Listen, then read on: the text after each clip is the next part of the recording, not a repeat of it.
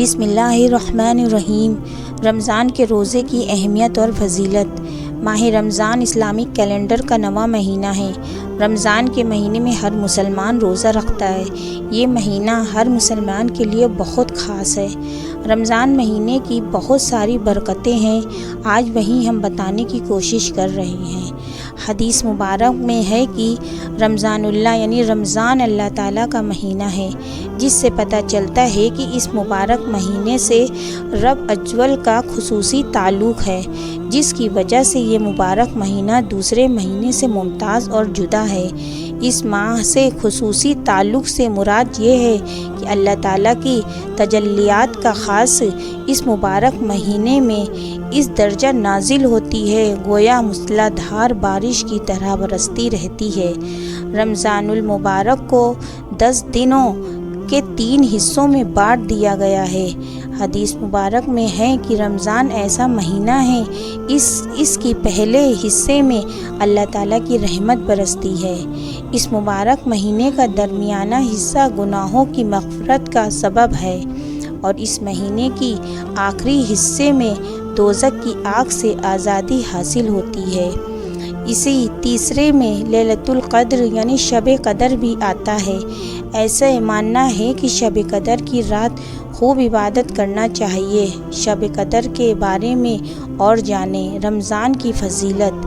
رسول اللہ صلی اللہ علیہ وسلم نے ارشاد فرمایا کہ رمضان کی جب پہلی رات ہوتی ہے تو شیطان کو بند کر دیا جاتا ہے اور مضبوط باندھ دیا جاتا ہے، اور سرکشی جنوں کو بھی بند کر دیا جاتا ہے، اور دوزخ کے دروازے بند کر دیے جاتے ہیں، اس کا کوئی بھی دروازہ نہیں کھولا جاتا، اور جنت کے دروازے کھول دیے جاتے ہیں، اور اس کا کوئی بھی دروازہ بند نہیں کیا جاتا، اور ایک آواز دینے والا آواز دیتا ہے، نیکی کے طالب آگے بڑھ، نیکی کا وقت ہے، اور بدی کے چاہنے والے بدی سے رک جا اور اپنے نفس کو گناہوں سے باز رکھ، کیونکہ یہ وقت گناہوں سے توبہ کرنے کا اور ان کو چھوڑنے کا ہے، اور اللہ تعالیٰ کے لیے ہے، اور بہت سے بندوں کو اللہ تعالیٰ دوزخ کی آگ سے معاف فرماتے ہیں۔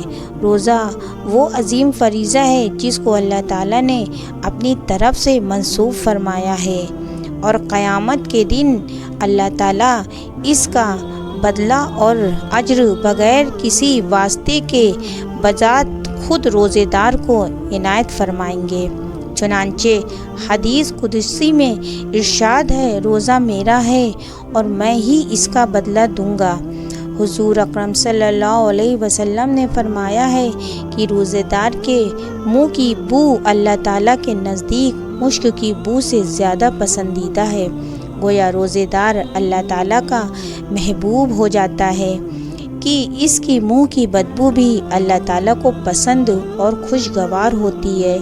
نبی کریم صلی اللہ علیہ وسلم نے ارشاد فرمایا کہ جنت کو شروع سال سے آخری سال تک رمضان مبارک کی خاطر سجایا جاتا ہے اور خوشبو کی دھونی دی جاتی ہے۔ بس جب رمضان مبارک کی پہلی رات ہوتی ہے تو عرش کے نیچے سے ایک ہوا چلتی ہے جس کا نام مسیرہ ہے، جس کے جھونکوں کی وجہ سے جنت کے درختوں کے پتے اور جنت کے دروازے کے پلے بجنے لگتے ہیں، جس سے ایسی سریلی آواز نکلتی ہے کہ سننے والے نے اس سے اچھی آواز کبھی سنی ہی نہ ہو۔ بس خوشنما آنکھوں والی حوریں اپنے مکانوں سے نکل کر جنت کے بالاخانوں میں کھڑی ہو کر آواز دیتی ہیں کہ کوئی ہے اللہ تعالیٰ کی بارگاہ میں ہم سے منگنی کرنے والا، تو کہ ہم حق تعالیٰ اس کو ہم سے جوڑ دے۔ پھر وہی حوریں جنت کے دروغہ سے پوچھتی ہیں کہ یہ کیسی رات ہے؟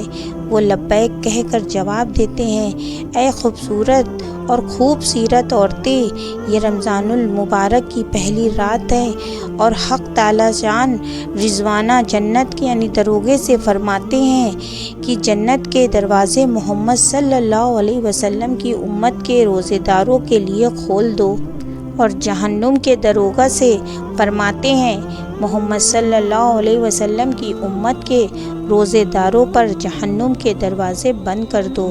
اور حضرت جبریل علیہ السلام کو حکم ہوتا ہے کہ زمین پر جا اور شرکس شیاطین کو قید کر ان کے گلے میں توق ڈال کر دریا میں پھینک دو، تاکہ وہ میرے محبوب صلی اللہ علیہ وسلم کی امت کے روزے داروں کو خراب نہ کرے۔ اسلام مذہب میں 5 ارکان میں روزہ بھی ایک ارکان ہے۔ رمضان ہی وہ پاک مہینہ جس میں اللہ تعالیٰ نے اپنی پاک کتاب یعنی قرآن کریم کو اپنے بندوں کی رہنمائی کے لیے اس جہاں میں نازل کیا۔